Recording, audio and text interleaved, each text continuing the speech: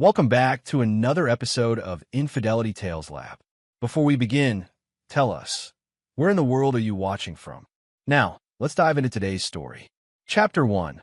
The Perfect Life Unraveled. Detective Ray Maddox had built his life like a fortress, methodical, impenetrable, and designed to protect what mattered most.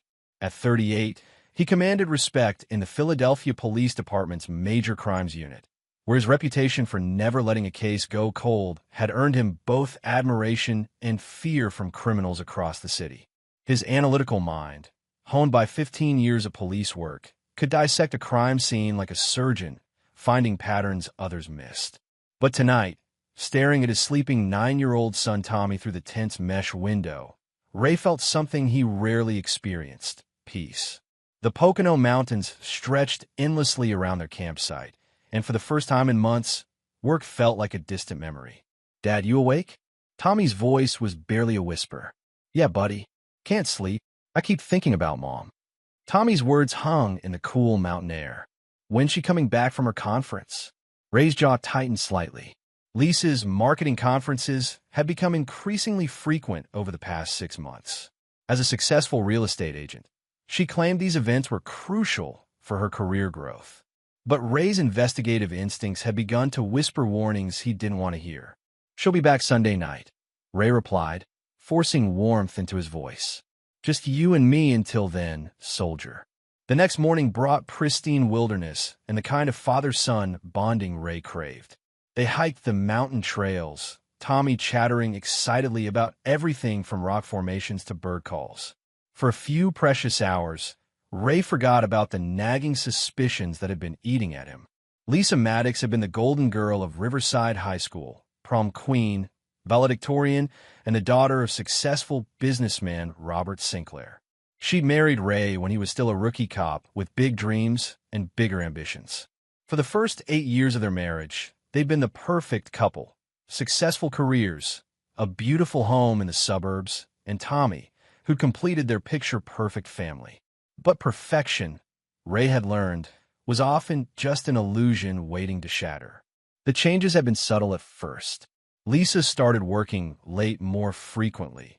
Her phone always face down during dinner, and she'd become distant in ways that went beyond the normal ebb and flow of a long marriage. When she began taking overnight trips for work, Ray's cop instinct started screaming, but his heart wanted to trust the woman he'd loved for over a decade. "Dad, look!" Tommy's excited voice snapped Ray back to the present. They'd reached a scenic overlook, and the valley spread below them like a green carpet. "It's like we're on top of the world." Ray smiled, watching his son's face light up with wonder.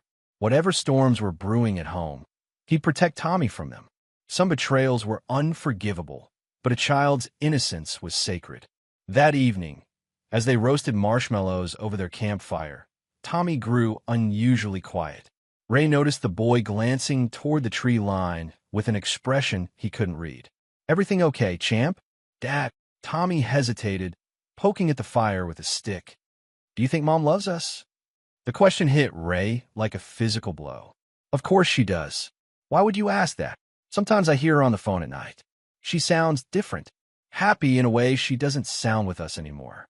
Ray felt ice form in his stomach. His 9-year-old son had noticed what Ray had been trying to deny for months. Children, he knew from his police work, often saw truths adults try to hide. "People have different voices for different situations," Ray said carefully. "It doesn't mean anything." But as Tommy nodded and returned to his marshmallow, Ray's mind was already racing. When they returned home, he'd start doing what he should have done months ago: investigating. Because if Lisa was betraying their family, if she was destroying the life they'd built together, there would be consequences. Ray Maddox didn't forgive betrayal. He never had, and he never would. Chapter 2. The Morning That Changed Everything. Ray woke to the sound of his own heartbeat thundering in his ears. Sunlight filtered through the tense orange fabric, and for a moment, he couldn't shake the feeling that something was wrong. The sleeping bag beside him was empty. "Tommy," his voice cut through the morning silence. No response. Ray bolted upright, his police training kicking in instantly. Tommy's sleeping bag was cold. He'd been gone for a while. Ray grabbed his jacket and burst from the tent, scanning the campsite. Their fire had died to cold ashes, and there was no sign of his son. Tommy. Ray's voice echoed through the forest, panic clawing at his chest. This was every parent's nightmare, made worse by Ray's knowledge of what could happen to children who wandered into the wilderness alone. He forced himself to think like a cop. Tommy was smart and cautious. He wouldn't have wandered far without reason. Ray studied the ground around their campsite until he found what he was looking for: small footprints leading toward the dense tree line on the eastern side of their camp. The trail was easier to follow than Ray expected. Tommy had walked with purpose, not the meandering path of a lost child. Broken twigs and disturbed leaves marked his passage as clearly as breadcrumbs. But where was he going and why? After 20 minutes of following the trail, Ray heard it, the sound of his son's voice, speaking quietly to someone. Relief flooded through him, followed immediately by confusion. Who could Tommy be talking to out here? Ray crept forward, using skills he'd learned in tactical training to move silently through the underbrush. When he finally spotted Tommy, the sight made his blood run cold.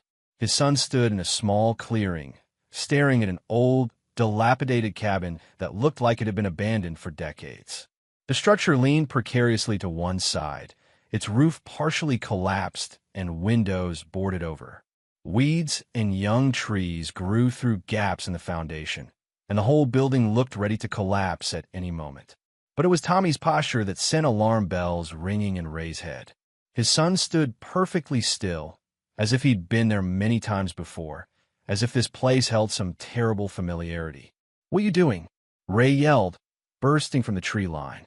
Tommy spun around, his eyes wide with what looked like fear, but not fear of being caught. Fear of something else entirely. "Daddy." Tommy's voice was small and strange. "This is where Mommy bring me when you away on business trips." The words hit Ray like a sledgehammer. He stared at his son, then at the cabin, his mind struggling to process what he was hearing. Lisa had been bringing Tommy here? To this place that looked like it belonged in a horror movie? "What do you mean, buddy?" Ray kept his voice level, though every instinct screamed at him to grab his son and run. "She said it was our special secret place," Tommy whispered. "She said I could never tell you because it would make you sad." Ray's vision blurred with rage.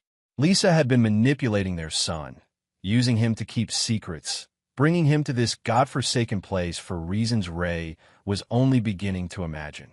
He approached the cabin slowly, Tommy trailing behind him. The front door hung askew on rusted hinges, and Ray could see inside through the gaps. What he saw there made him understand why his son looked so frightened. The interior had been cleaned and furnished. Not recently, but recently enough. There was a sleeping bag in one corner, some basic camping supplies, and scattered around the main room were items that made Ray's blood boil. Women's clothing, men's clothing, empty wine bottles, and photographs. Photographs of Lisa with a man Ray didn't recognize. Photographs of them together in ways that left no doubt about the nature of their relationship. And worse, photographs that showed Tommy in the background of some shots, playing alone outside while the adults were inside. Ray pulled out his phone with shaking hands and dialed 911. "This is Detective Ray Maddox, badge number 47821, he said when the dispatcher answered. "I need to report a crime scene at the following coordinates." As he provided the location details, his mind was already working through the implications. Lisa hadn't just been cheating on him. She'd been using their son as cover, bringing him to witness her betrayal, making him complicit in the destruction of their family. Some betrayals were unforgivable. This was beyond forgiveness. This was war. Chapter 3. The investigation begins. The next 3 hours passed in a blur of uniformed officers, crime scene technicians, and evidence collection. Ray's colleagues from the Major Crimes Unit arrived within 40 minutes, led by his partner, Detective Angela Torres, a sharp-eyed woman who'd worked with Ray for 5 years and knew him well enough to recognize the controlled fury burning behind his professional demeanor. "Ray, you need to step back from this," Angela said quietly as they watched the techs photograph the cabin's interior. "Let us handle it. Like hell I will." Ray's voice was granite. "This is my family they've destroyed." Inside the cabin, The evidence told a story that made Ray's stomach churn. The crime scene photographers documented everything. The makeshift bedroom, the wine bottles with 2 sets of fingerprints, the photographs scattered across a makeshift table, and most damning of all, a journal hidden beneath the floorboards. Ray recognized Lisa's handwriting immediately. The entries dated back 8 months, documenting her affair with someone named Cole Brandenburg. But as Ray read over the crime scene text's shoulder, he realized this was far more complex than a simple adultery case. "She's been planning this," Ray muttered, reading entry after entry detailing Lisa's growing resentment of their marriage, her calculations about divorce settlements, and her strategizing about how to gain maximum custody of Tommy while minimizing Ray's parental rights. Angela peered at the journal. "Look at this entry from 3 months ago." Ray read aloud. "Cole says if we can prove Ray is unstable, we could get full custody. He thinks Ray's job makes him a risk to Tommy. We just need the right evidence." The implications hit Ray like a freight train. Lisa and her lover hadn't just been conducting an affair. They'd been systematically planning to destroy his relationship with his son. Every late night, every suspicious phone call, every conference had been part of a calculated campaign to reshape their lives according to their desires. "Who's Cole Brandenburg?" Angela asked, pulling out her phone to run the name through police databases.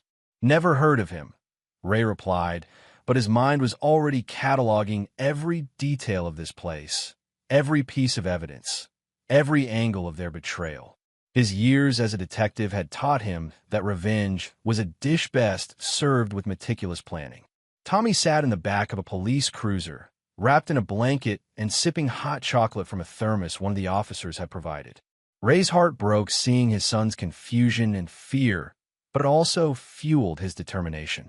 Whatever Lisa and her lover had planned, whatever game they thought they were playing, they'd made one critical error. They'd involve his child. Angela returned from her phone call with information that made Ray's blood run cold. Cole Brandenburg, 34, divorced, works as a personal trainer at an upscale gym in Chestnut Hill. No criminal record, but here's the interesting part. He filed for bankruptcy 2 years ago and has been living in a rental property owned by, guess who? Lisa's father. Ray finished grimly. Robert Sinclair had always disapproved of Ray's blue-collar background, despite his success in law enforcement.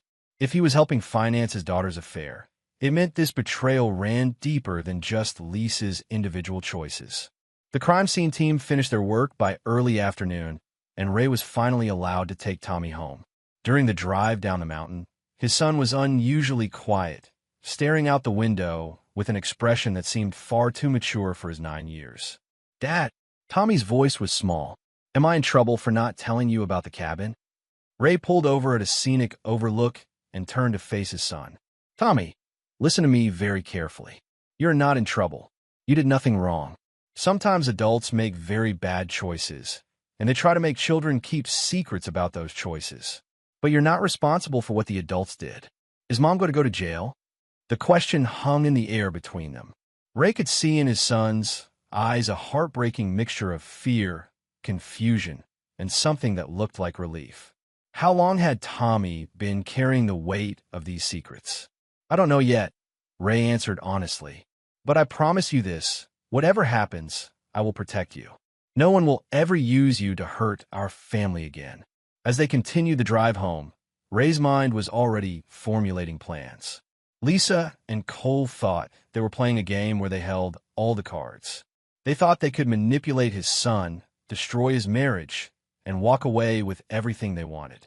They were about to learn what happened when someone tried to outmaneuver a man who'd spent 15 years studying the criminal mind. Ray Maddox had never lost a case he'd chosen to pursue personally. He didn't plan to start now. This was just the beginning. Chapter 4, The Enemy Revealed. Ray's house felt like a crime scene when they returned Sunday evening. Every familiar object, family photos, Lisa's coffee mug still in the sink, Tommy's art projects on the refrigerator, seemed tainted by the knowledge of what had been happening behind his back. He moved through the rooms like a stranger, seeing his own life through the lens of betrayal. Tommy went to bed early, emotionally exhausted from the weekend's revelations. As Ray tucked him in, his son grabbed his hand with surprising strength. "Dad, will you stay until I fall asleep?" "Of course, buddy." Ray sat in the chair beside Tommy's bed, watching his son's face relax into sleep. But his mind was racing, planning, calculating. He'd spent the afternoon making phone calls to contacts throughout the city, private investigators, fellow cops, people who owed him favors from past cases. By the time Lisa returned from her conference, Ray would know everything there was to know about Cole Brandenburg and the web of deception they'd woven around his family. Lisa's key turned in the front door at exactly 9:47 p.m. Ray had been timing her arrivals for months without realizing it. Another unconscious investigative habit. She entered with the false brightness of someone carrying a guilty conscience, dropping her overnight bag by the door with practiced casualness. "How was the camping trip?" she called out, hanging her coat in the closet. Ray emerged from the kitchen, 2 cups of coffee in his hands, their old evening ritual from happier times. He offered her one with a smile that didn't reach his eyes. "Eventful," he said simply. Lisa accepted the coffee, and Ray studied her face as she took her first sip. Even knowing what he knew, she was still beautiful, the same woman he'd fallen in love with 12 years ago. But now he could see the subtle signs he'd been missing. The way she avoided direct eye contact, the slight tremor in her hands, the practiced nature of her casual demeanor. "Tommy have fun?" she asked. "He learned some interesting things about family secrets," Ray replied, watching her reaction carefully. A micro-expression flickered across Lisa's face, fear quickly suppressed. "Oh, what kind of secrets?" "The kind that involve abandoned cabins in the woods." The coffee mug slipped from Lisa's hands, shattering on the hardwood floor. Coffee splashed across her shoes and the floor, but she stood frozen, staring at Ray with eyes that had gone wide with panic. "I don't know what you're talking about," she whispered. Ray pulled out his phone and showed her the first photograph the crime scene team had taken. The interior of the cabin with its makeshift bedroom and scattered evidence of 2 lovers' meetings. "Cole Brandenburg," Ray said quietly. 34 years old, personal trainer, bankrupt, living in property owned by your father. "Should I continue?" Lisa's face crumpled, and for a moment, Ray saw the woman he'd once loved fighting with the stranger she'd become. But only for a moment. "How dare you spy on me?" she hissed, her fear transforming instantly into anger. "How dare you follow me and invade my privacy?" The audacity of her response hit Ray like a physical blow. Even caught red-handed, even knowing she'd been using their son as cover for her betrayal, she was trying to make him the villain. "I didn't follow you," Ray said with deadly calm. "Our son led me to your secret place. The same son you've been dragging into your affair for months, making him keep secrets, using him as your alibi while you destroyed our family. It's not what you think. It's exactly what I think." Ray's voice cut through her protests like a blade. "I've read your journal, Lisa. I know about your plans to frame me as an unfit father. I know about Cole's bankruptcy and your father's involvement. I know everything." Lisa's mask finally slipped completely. The woman standing in his living room bore little resemblance to the person he'd married. Her eyes held a coldness he'd never seen before, a calculating cruelty that made him wonder how long she'd been pretending to be someone else. "You have no idea what you've stumbled into," she said softly. "This isn't just about an affair, Ray. This is about rebuilding my life without the anchor of a husband who'll never be more than a small-town cop with small-town dreams. And our son? What was he in your grand plans? Tommy deserves better than growing up watching his mother settle for mediocrity." Ray felt something cold and final settle in his chest. This wasn't the heat of passion or temporary insanity. This was calculated betrayal, planned over months, with his child used as a weapon against him. "Get out," he said quietly. "This is my house, too. Get out now, or I'll arrest you for child endangerment and conspiracy." The evidence team found enough in that cabin to support both charges. Lisa stared at him for a long moment, and Ray could see her mind working, calculating, trying to find an angle she could use. But 15 years of police work had taught him to recognize when someone realized they were trapped. "This isn't over," she said, grabbing her purse and heading for the door. "No," Ray agreed. "It's just beginning." After she left, Ray stood in his living room, surrounded by the shattered remnants of what he'd thought was his life. But instead of despair, he felt something else, a cold, clean fury that his years in law enforcement had taught him to channel into action. Lisa and Cole had declared war on his family. They'd used his son as a weapon and planned to destroy his relationship with the person who mattered most to him in the world. They were about to discover that Ray Maddox wasn't just a small-town cop. He was a man who'd spent his career learning how to dismantle criminal enterprises, and he'd never met a puzzle he couldn't solve or an enemy he couldn't outmaneuver. The game was on. Chapter 5, Allies and Assets. Monday morning brought Ray's first day off in 3 months, a sick leave he'd arranged with his captain under the guise of dealing with a family emergency. It wasn't technically a lie. This was definitely an emergency, just not the kind his department would expect him to handle through official channels. He dropped Tommy at school with instructions to call him immediately if anyone other than Ray tried to pick him up. His son's quiet, "Okay, Dad," and tight hug told Ray that Tommy understood more about their situation than a 9-year-old should have to. Ray's first stop was downtown Philadelphia, to the office of Marcus Webb, a private investigator who'd worked with the police department on several high-profile cases. Webb was expensive, discreet, and had a reputation for finding information that others couldn't, or wouldn't, uncover. "Ray Maddox," Webb said, rising from behind his desk with a knowing smile. "I was wondering when you'd show up. Word travels fast in our business. What have you heard? That you've got personal problems that are about to become very public problems." Webb gestured to a chair across from his desk. "I also heard you might need the kind of help that stays off official records." Ray had worked with Webb on a corruption case 2 years earlier and had been impressed by the man's thoroughness and absolute discretion. If anyone could help him build an airtight case against Lisa and Cole, it was Webb. "I need everything," Ray said, sliding a photograph of Cole Brandenburg across the desk. "Financial records, employment history, criminal background, personal relationships, medical records if you can get them legally. Everything that explains how a bankrupt personal trainer ended up orchestrating the destruction of a cop's family." Webb studied the photograph. "Cole Brandenburg. I actually know this guy's story. He was married to money once, rich wife, fancy house in the suburbs, the whole package. Then she caught him cheating, and her daddy's lawyers ate him alive in the divorce. Lost everything, including custody of his kid. He has a child? Had. His ex-wife remarried some tech millionaire and moved to California. Brandenburg hasn't seen his daughter in over a year." Webb leaned back in his chair. "Guy like that, losing his meal ticket and his kid, that creates a special kind of desperation." Ray felt pieces of the puzzle clicking into place. Cole wasn't just Lisa's lover. He was someone who'd already lost a family and was trying to build a new one using pieces stolen from Ray's life. "There's something else," Webb continued.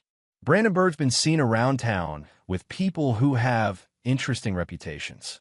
Not criminals exactly, but the kind of people who know how to make problems disappear for the right price." "What kind of problems?" "The kind that involve custody battles, character assassination, evidence that might mysteriously disappear from police files." Webb's expression was grim. "Ray, I think your wife and her boyfriend aren't just planning to steal your kid. I think they're planning to frame you for something that'll make sure you never see him again." Ray's blood turned to ice. "What do you mean?" Webb pulled out a thick file and spread several photographs across his desk. They showed Cole at various locations around the city, meeting with people Ray recognized from his years in law enforcement. Not criminals, but the gray area operators who worked just inside the law's boundaries. "This guy here," Webb pointed to a photograph showing Cole shaking hands with a thin, nervous-looking man outside a coffee shop, "is Danny Torres. He specializes in creating false evidence for divorce cases. This woman," he indicated another photo, "is Sarah Chun, former cop turned private security. She's been known to help people disappear evidence when the price is right." "They're building a case against me," Ray realized. "More than that. Based on what I'm seeing, they're planning to plant evidence that'll make you look like a dirty cop. Maybe drug money, maybe stolen evidence, maybe both. Something that'll not only cost you custody, but put you in prison."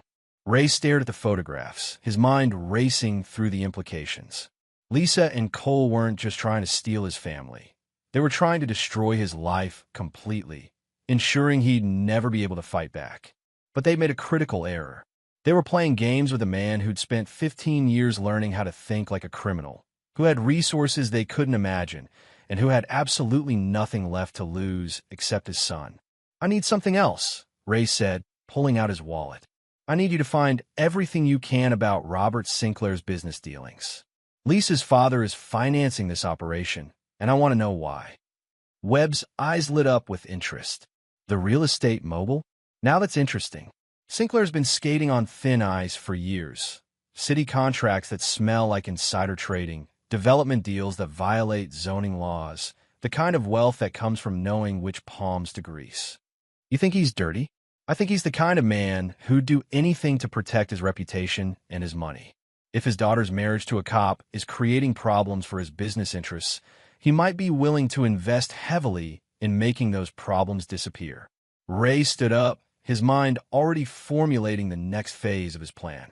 Lisa and Cole thought they were playing chess, but they just revealed they were actually playing against someone who'd learned the game from the criminals he'd spent his career catching. "How long do you need?" Ray asked. "Give me a week. Maybe less if you're willing to pay for expedited service. Money's no object. But Webb, this has to be absolutely clean. Whatever we find, whatever we do with it, it has to be legally bulletproof. I'm not just fighting for my marriage anymore. I'm fighting for my son." Webb nodded grimly. "Understood. And Ray, watch your back. People like Brandenburg and Sinclair don't just destroy lives. They eliminate obstacles. You've already proven you're not going to roll over and disappear. That makes you dangerous to them." As Ray left Webb's office, he felt the familiar cold clarity that came when a difficult case finally started making sense. Lisa and Cole had started this war thinking they were facing a heartbroken husband. Instead, they'd awakened something far more dangerous. A detective with unlimited motivation and 15 years of experience hunting people who thought they were smarter than the law.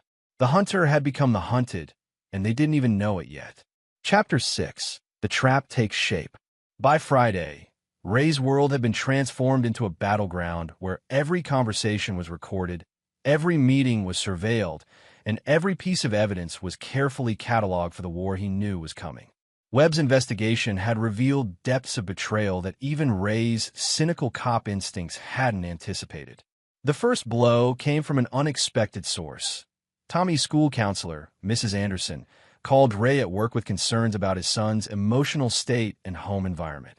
When Ray arrived at the school that afternoon, he discovered that someone had been feeding the counselor carefully crafted lies about his increasingly erratic behavior and concerning statements about violence that Tommy had allegedly made.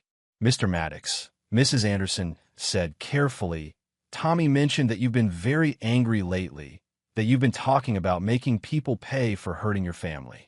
We're concerned about the home environment." Ray felt his jaw clench.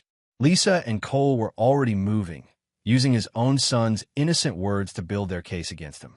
But Ray had been expecting this. Webb's investigation had revealed that character assassination through a child's school records was one of Cole's girlfriend's specialties. "Mrs. Anderson, I appreciate your concern," Ray said calmly, "but I think there might be some misunderstanding about the context of Tommy's comments. My wife and I are going through some marital difficulties, and I've been explaining to Tommy that sometimes adults have to face consequences for their choices. Perhaps that's what he was referring to." What Ray didn't mention was that he'd been recording every conversation with Tommy for the past week, ensuring he had evidence of exactly what had been said and in what context. Lisa and Cole could play games with his words, but they couldn't change digital recordings. The second blow came that evening, when Ray discovered that someone had been through his house while he was at work.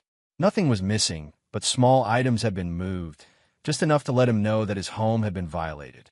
His service weapon, locked in a department-approved gun safe, showed signs that someone had attempted to access it.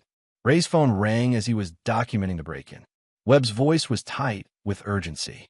"Ray, we've got problems.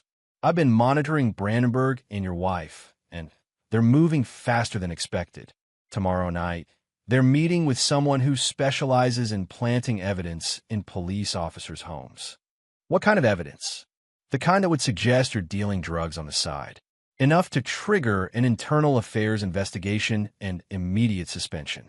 Combined with the school's concerns about Tommy's welfare, it would be enough to get emergency custody transferred to your wife. Ray felt the walls closing in, but instead of panic, he felt the cold satisfaction of a hunter whose prey had finally revealed itself completely. Where's the meeting? Brandenburg's apartment, 8 p.m. tomorrow. But Ray, you can't just bust in there.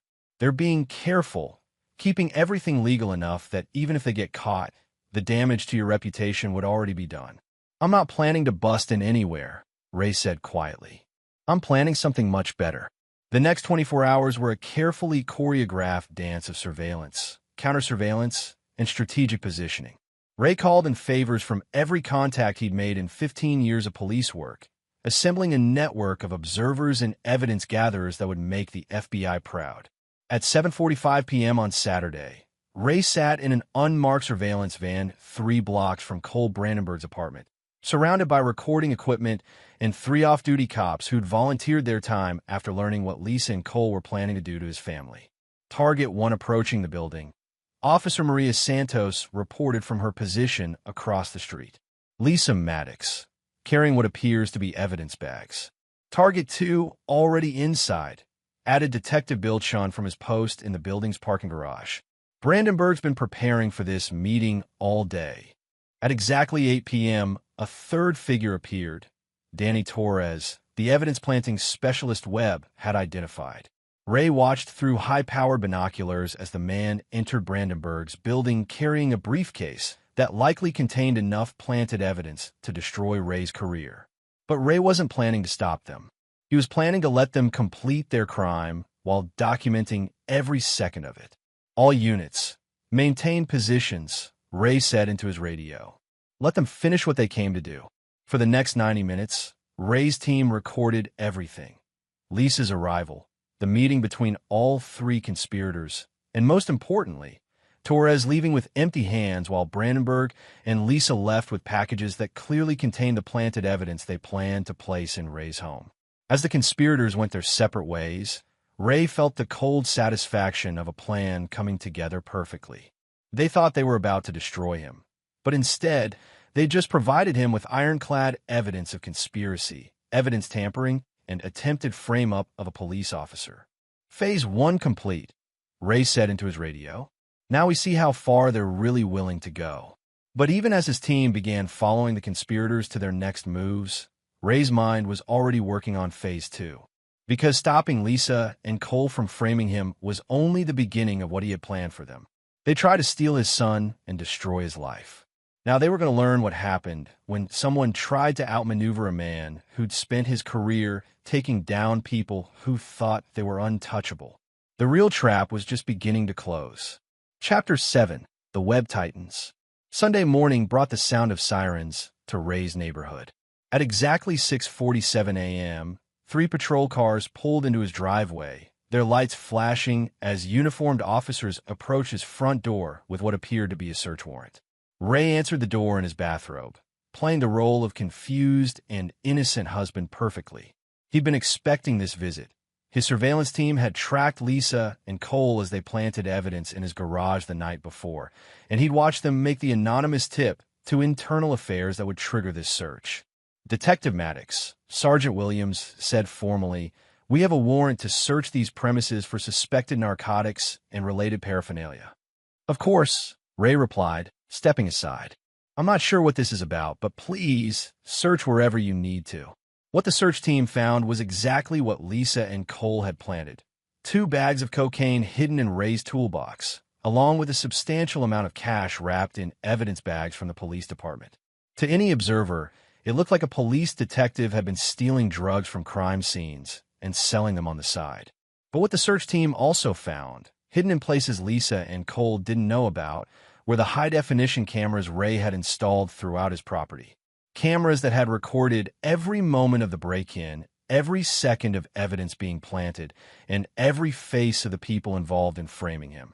"This is very serious," Detective Sergeant Williams said as the evidence was bagged and tagged. You'll need to surrender your weapon and badge pending the internal affairs investigation. Ray complied with appropriate confusion and concern, even as his phone buzzed with a text from Webb. Package delivered. Opening tomorrow. The package was a complete dossier on Cole Brandenburg, Robert Sinclair, and their network of associates, along with every piece of evidence Webb had gathered about their conspiracy. Tomorrow, copies would be delivered simultaneously to the district attorney's office, the FBI's Public Corruption Unit, and the Philadelphia Inquirer's investigative reporting team. But Ray's most important stop was Tommy's school, where he arrived to find his son already packed and ready to leave with Lisa, who'd apparently gained emergency custody based on the morning's drug bust. "I'm sorry, Mr. Maddox," the principal said uncomfortably, "but given the circumstances, we have to follow the court order." Ray knelt down to Tommy's level, his heart breaking at the confusion and fear in his son's eyes. "Tommy, I need you to remember what we talked about. No matter what anyone tells you, no matter what you hear, I love you, and I'm going to fix this." "Okay." Tommy nodded, tears streaming down his face. "Are you really a bad guy, Dad?" "No, buddy, I'm not. And very soon, everyone will know the truth." As Ray watched Lisa drive away with his son, he felt the last vestiges of mercy leave his heart. They'd crossed the final line by using Tommy as a weapon against him. What happened next wouldn't just be about clearing his name. It would be about ensuring that Lisa and Cole never had the chance to hurt another family the way they'd hurt his. Monday morning brought chaos to Lisa's carefully constructed world. Webb's dossier had been delivered to every relevant authority, and the evidence was overwhelming. Financial records showing payments from Robert Sinclair to the evidence planning specialist, photographs of secret meetings, recorded conversations discussing the frame-up, and most damning of all, security footage showing Lisa and Cole planting drugs in Ray's garage. By noon, Cole Brandenburg was in federal custody on charges of conspiracy to commit evidence tampering and attempted framing of a police officer. By evening, Lisa had been arrested as well, and Robert Sinclair was facing his own federal investigation for corruption and conspiracy. But Ray's masterstroke came when Webb revealed the depth of his investigation into Cole's background. The man wasn't just a failed personal trainer. He was a serial predator who'd use his access to wealthy women to systematically destroy their marriages and steal their assets. Lisa wasn't his first victim. She was his latest in a string of carefully targeted divorces that had netted him and his associates hundreds of thousands of dollars over the past 3 years. "Your wife thought she was the mastermind," Webb explained as they sat in Ray's living room, Tommy finally home and asleep upstairs. "But she was just another mark." Brandenburg and his crew specialize in identifying unhappy wives with wealthy husbands, seducing them, and then helping them destroy their marriages in ways that maximize the financial settlement. Ray stared at the photographs Webb spread across his coffee table. Images of Cole with at least 6 other women over the past 5 years, all wealthy, all divorced under suspicious circumstances, all of whom had lost substantial assets to men who disappeared shortly after their divorces were finalized. Lisa wasn't having an affair, Ray realized. She was being conned by professionals. And when you started getting close to the truth, they decided to eliminate the threat by framing you and taking your kid. But they made one critical error. They assumed you'd react like a victim instead of like a cop. The final piece of Ray's revenge came when he realized that Lisa's betrayal had been built on lies from the beginning.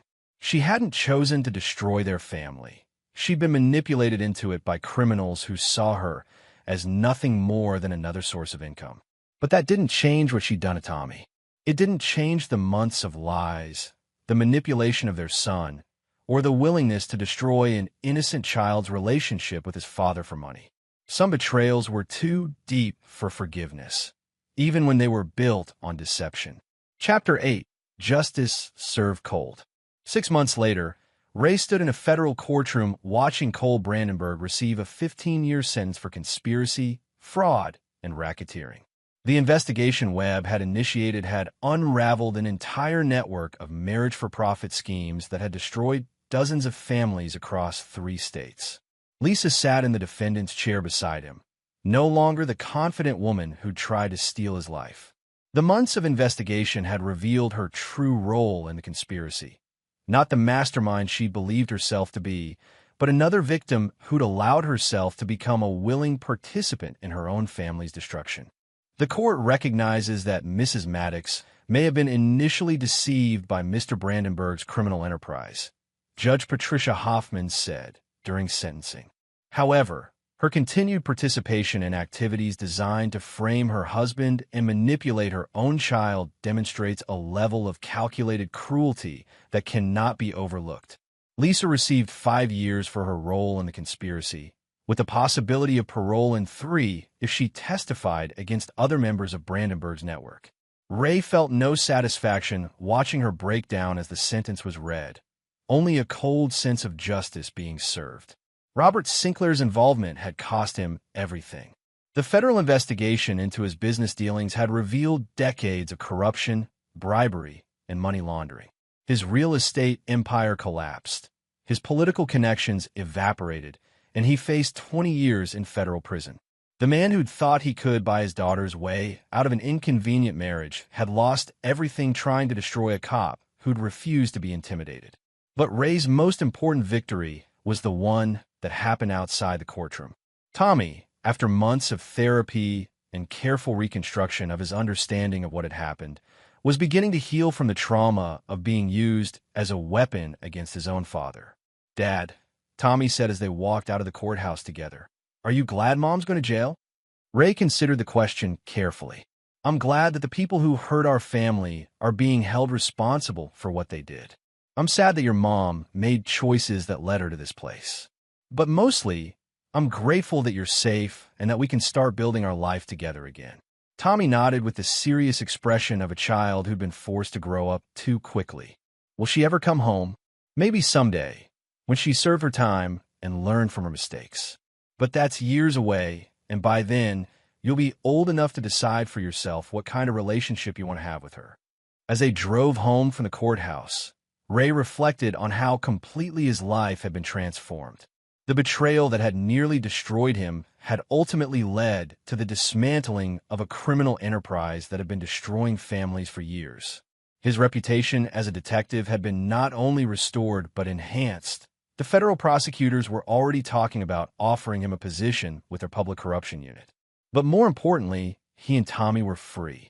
Free from the lies, the manipulation, and the toxic influence of people who'd been willing to sacrifice a child's well-being for their own selfish goals. That evening, as Ray tucked Tommy into bed, his son asked the question that had been hanging between them for months. "Dad, do you think you'll ever get married again?" Ray smiled, thinking of Detective Angela Torres, who'd been increasingly present in their lives as both a colleague and something more. "Maybe someday, buddy. But only to someone who understands that you and I are a package deal, and that family loyalty isn't negotiable." "Good," Tommy said firmly, "because I like how things are now. Just us, but better. Just us, but better." Ray couldn't have summarized their new life more perfectly.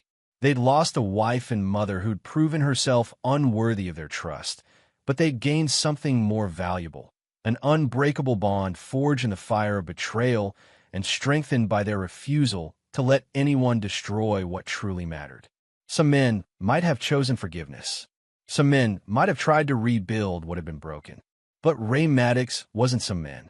He was a man who understood that some betrayals were so fundamental, so cruel in their targeting of innocence, that they demanded not forgiveness but justice.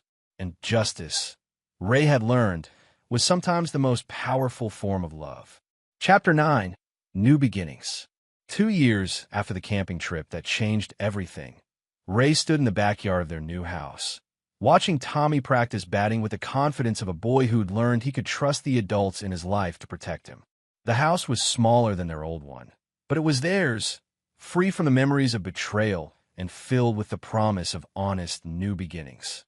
Angela Torres emerged from the kitchen, carrying 2 cups of coffee and wearing the comfortable smile of someone who'd found her place in their unconventional family. She and Ray had married 6 months earlier in a simple ceremony with Tommy as the best man and no guests who hadn't proven their loyalty through fire. "The lawyer called," Angela said, handing Ray his coffee. Lisa's parole hearing is next month. Ray nodded. He'd known this day would come eventually. Lisa had served 3.5 years of her 5-year sentence, and her cooperation with federal prosecutors had earned her consideration for early release. The woman who tried to destroy his family would soon be free to try to rebuild some version of her own life. What did you tell him? Angela asked. That we'll attend the hearing, but we won't oppose her release. She's paid her debt to society, and Tommy deserves the chance to decide for himself what kind of relationship he wants with his mother. Tommy jogged over, sweat beading on his forehead, but grinning with the satisfaction of finally mastering a swing that had been giving him trouble for weeks. Did you see that one, Dad? Perfect contact. I saw it, champ. Getting ready for tryouts next week. Angela's been helping me with my stance. She says I need to keep my eye on the ball longer. Ray watched his son include Angela naturally in the conversation and felt the deep satisfaction of a family that had been rebuilt on honesty instead of convenient lies. Angela had never tried to replace Tommy's mother. Instead, she'd simply proven herself worthy of trust through consistency, honesty, and an absolute commitment to protecting the family they'd all chosen to create together. That evening, after Tommy went to bed, Ray and Angela sat on their porch, watching the sun set over their neighborhood of modest houses filled with families who'd built their lives on foundation of hard work and genuine affection. Are you worried about Lisa getting out? Angela asked. Ray considered the question seriously. I'm cautious. People don't always learn from their mistakes, and she still has a talent for manipulation. But Tommy's older now, stronger. He understands what really happened, and he's built a life that doesn't depend on her approval or presence. And you? Ray smiled, thinking of the man he'd been before the betrayal. Trusting, perhaps naive, certainly unprepared for the level of calculated cruelty his wife had been capable of. That man was gone, replaced by someone harder, but also more honest about the realities of human nature. I'm exactly where I need to be, he said simply. The next week brought Tommy's baseball tryouts and Ray's promotion to lieutenant in the Major Crimes Unit. Both achievements felt earned rather than given, the result of hard work and perseverance through adversity. Tommy made the team as starting shortstop, and Ray's new position came with both increased responsibility and the chance to mentor younger detectives who were still learning that justice wasn't always served in courtrooms. Cole Brandenburg died in federal prison 3 months before Lisa's release, the victim of violence from other inmates who didn't appreciate men who preyed on families. Ray felt no satisfaction at the news, only a recognition that some people created so much destruction that the world eventually destroyed them in return. Robert Sinclair lived, but in circumstances that would have horrified the man who'd once thought he could buy his way out of any problem.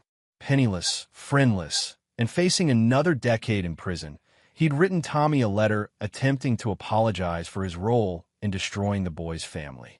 Ray had read the letter carefully before deciding that some apologies were too little, too late, and too self-serving to deserve a response. Tommy never even knew his grandfather had tried to reach out. Some protections were permanent. On the day of Lisa's release, Ray and Tommy drove to the prison to pick her up, not as a reunion, but as a civilized conclusion to a chapter that had defined their lives for too long. Lisa emerged from the prison looking older, smaller, and genuinely broken by the consequences of her choices. The conversation during the drive to the halfway house where she'd be living was awkward but necessary.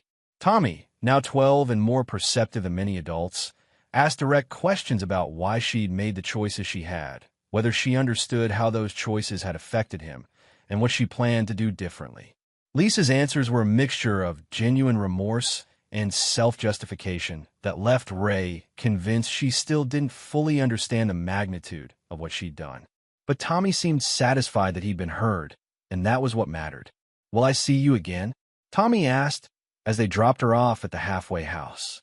If you want to, Lisa replied, but only when you want to, and only in ways that feel safe for you.